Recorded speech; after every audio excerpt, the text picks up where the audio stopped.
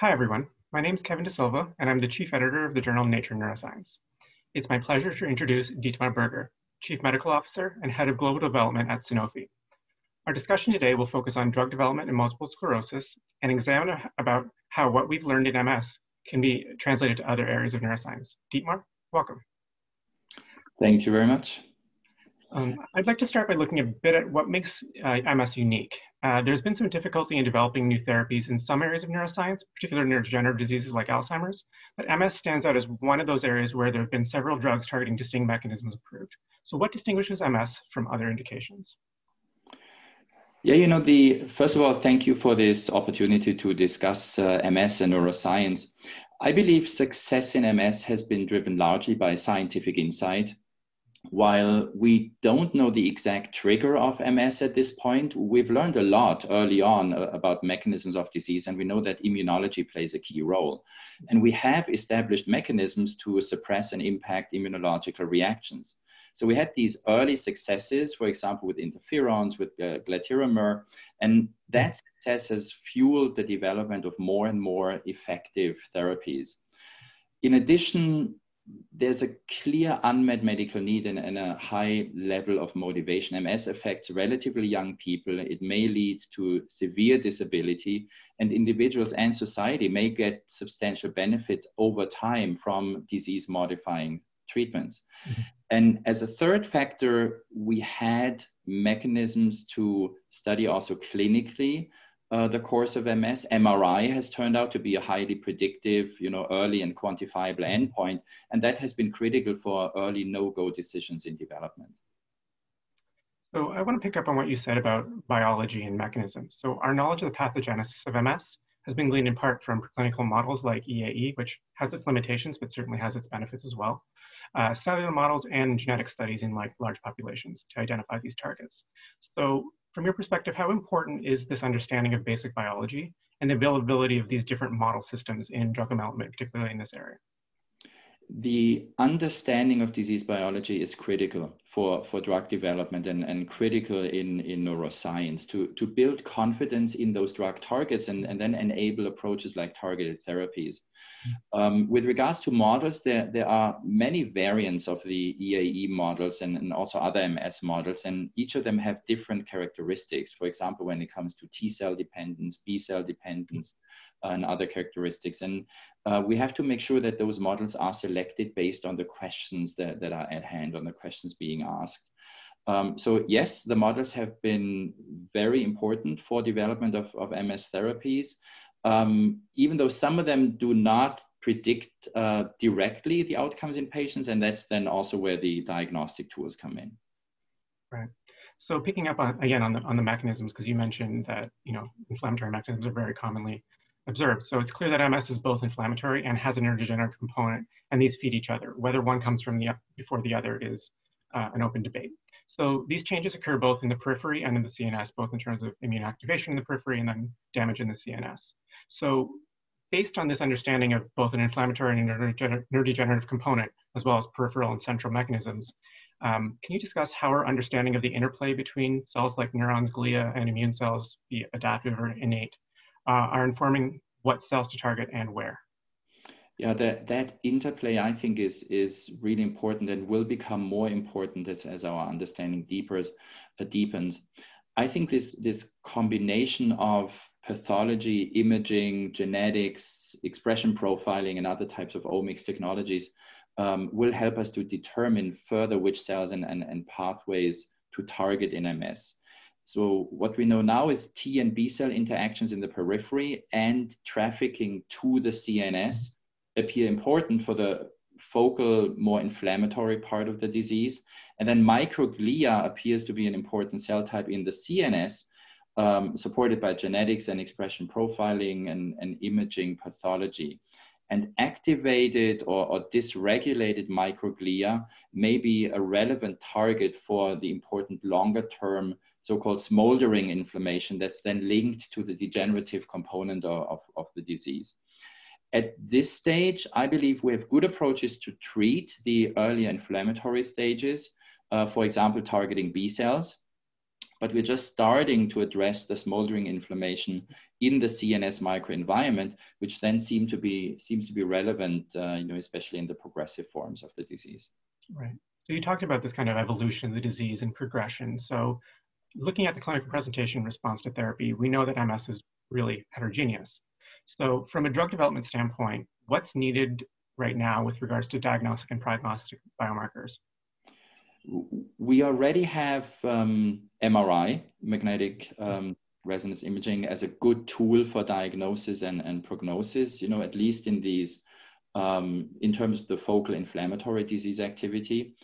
But you're right, additional tools are needed to understand the full spectrum of the disease, including tissue changes outside those local inflammatory lesions. Again, thinking about the more degenerative components of the disease.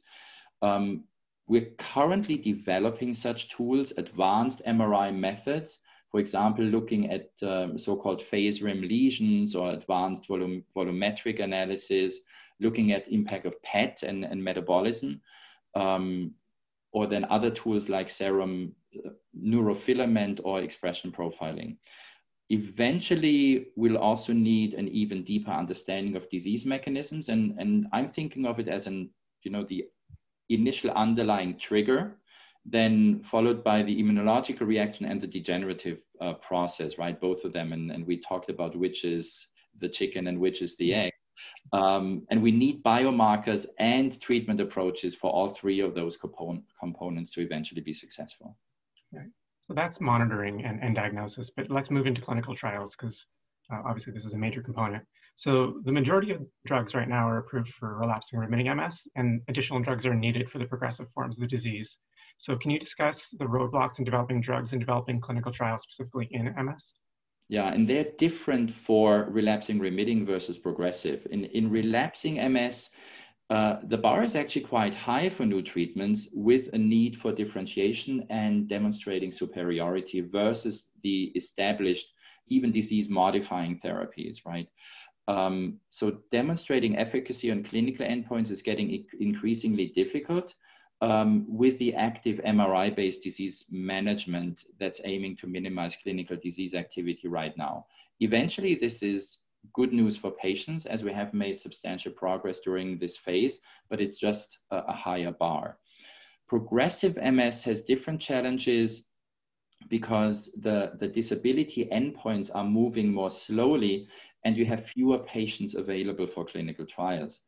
At this point, we also don't have good tools that enable early go, no-go decisions. And even the preclinical disease models are less predictive in degenerative stages or progressive forms of the disease. At the same time, this is where the largest unmet need is for patients. So this is an area I think that we'll focus on in research and clinical development in the future. So now let's take a bit of a broader approach. So at Sanofi, you oversee a portfolio across immunology, hematology, oncology, rare diseases, and neurology. So MS in particular can be classified as both an autoimmune disease as well as a neurologic disorder. So how has your experience overseeing the development of drugs for particularly oncology, hematology, and immunology informed your approach to neuroscience? And how is Sanofi positioning itself with regards to building its neurology portfolio? Yeah, I think the experience in hematology and oncology and other areas has really helped me to understand the importance of scientific rigor, of quantifiable endpoints, and then targeting specific disease mechanism and keeping a close eye on the relationship of PK, target engagement, and then eventually PD. I think we live finally in an age of biology, and we're getting much deeper insights into key processes and pathways. And that's where you get into this overlap between different therapeutic areas. For example, immunological mechanisms can play a key role across different therapeutic areas in immuno-oncology, in inflammatory systemic diseases, and now in neurology. And the same basic principles apply across those areas. For example, when you try to influence the B cell or T cell system, or even the tissue microenvironment. Now, your second question was with regards to the position of Sanofi in neurology. And we're building our neurology portfolio in 3 areas where we think we can play to win. We've also decided to focus on disease-modifying treatments much more than symptomatic treatments, since we feel they bring the most value to patients. The 3 focus areas for us are MS, or neuroimmunological, neuroinflammatory diseases, then Parkinson's or synucleinopathies, and then genetically defined diseases such as ALS, amyotrophic lateral sclerosis, or Huntington's. And we'll employ, and we're already employing, cutting edge science and develop treatments based on CNS penetrant small molecules like our BTK program, or then gene therapies, and perhaps also CNS targeted biologics. So another area that Sanofi has considerable expertise in is rare diseases, so in particular lysosomal storage diseases. So how can this information for rare and monogenic disorders be leveraged for common diseases like MS? Yeah, Sanofi has been at the forefront of rare disease treatments for years, with therapies for disorders like Gaucher, Fabry, Pompe disease, etc. And there are more than 3,000 rare diseases that have been described and are in the NORD registry, for example. So there's still a large need for new treatment approaches. At the same time, our understanding of genetic drivers and potential therapeutic approaches has grown tremendously, and that gives us new tools and new targets to work with. A concrete example of how this translates, how our knowledge in rare diseases and lysosomal storage disorders is leveraged for more common diseases, is our phase 2 program with a drug called venglustat that is primarily focused on diseases associated with lysosomal pathways, for example, Gaucher disease or gangliosidosis. But mutations in the GBA gene that's underlying here are also potent risk factors for GBA-associated Parkinson's disease and potentially for other forms of Parkinson's as well. Similarly, those lysosomal pathways play a role in cilial biology, which then leads us from rare diseases into more frequent disorders like autosomal dominant polycystic kidney disease. So you see all those connections that really are across those therapeutic areas. And in addition to what I'm talking about, which is really the same pathways being relevant for both rare and common diseases, when we genotype and identify more homogeneous subgroups, that may also lead to new treatments for more common and genetically complex diseases, including MS and other neurological disorders, I think. Great. So taking a bit of an even broader perspective, how has the R&D landscape evolved with respect to collaborative approaches?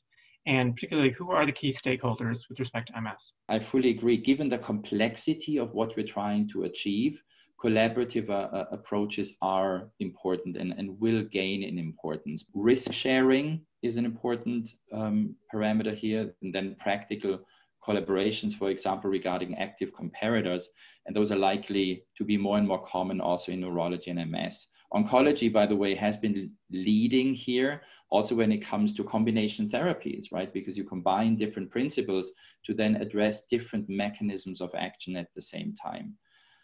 When we think about concretely which collaborations are important in MS and neurology, I'm primarily thinking of consortia and collaborations with the representation of patients, academia, and governance. And those are established and will continue to be established. And some examples are the Progressive MS Alliance, or the Critical Path Institute, or the Innovative Medicines Initiative, the IMI. So finally, a two-part question. So what do you see as the biggest challenges facing drug development in neuroscience? And let's end on a positive note. So let's project 10, 20 years from now. What are you excited right now about, and what changes and developments are you looking forward to seeing implemented in the future? Yeah, first of all, I see neuroscience as a large area of unmet medical need and a real opportunity. And with this deeper and deeper understanding of the biology, I think we are now in neuroscience where we were in, for example, oncology 20 years ago, right? And I think it's a really important area for us to work in. Now, sensitive and reliable and clinically relevant endpoints may be one of the biggest challenges in drug development in neuroscience. And digital endpoints, when you think about apps or accelerometers or movement trackers, And then better imaging and soluble biomarkers, for example, neurofilament, will hopefully help to overcome some of these challenges. I'm also excited about the prospects of gene therapy for neurological diseases, both in the short term with AAV vectors, but then also in the longer term when we think about kind of gene therapy 2.0 approaches, whether it's lentivirus or even non-viral approaches. And in 10 to 20 years, we will most likely have some key successes in a variety of rare monogenic disorders, and we will move to some of the more common and genetically complex neurological diseases. And the ability to treat some of those previously untreatable and severe diseases is one of the things that excites me most, right? Today, we have multiple treatments for spinal muscular atrophy, for SMA, and in 10 to 20 years, we may well have effective treatments for ALS, for Huntington's, and also for some of the neurodevelopmental or neurodegenerative disorders and synucleinopathies like Parkinson's. That's, I hope, where we'll be in 10 to 20 years. It's exciting. And I think everything you've said is a very distinct possibility. So with that, I want to thank you again for your time today, Dietmar. It's really encouraging to see what developments are being made in MS and more broadly how the neuroscience R&D landscape is evolving and adapting as we learn more about this disease. So thanks again. Thank you, Kevin.